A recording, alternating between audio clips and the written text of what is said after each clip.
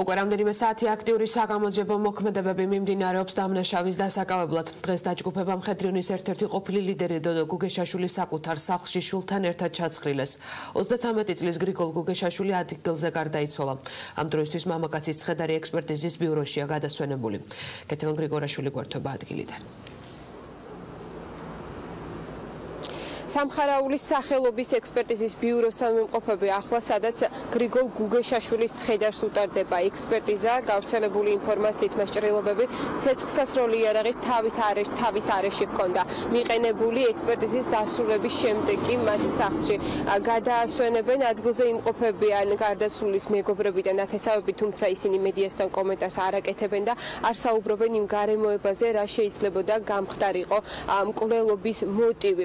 ახლა კი რაც შეეხება ტერიტორიას, სადაც მოხდა მკვლელობა, ადგილზე ექსპერტ კრიმინალისტებმა მუშაობა უკვე დაასრულეს. როგორც ცნობილია, ტერიტორიიდან ამოღებულია რამდენიმე ვაზნა, თუმცა შინაგან საქმეთა სამინისტრო არ საუბრობს იმაზე, არის თუ არა ამოღებული მთავარი მტკიცებულება იარაღი.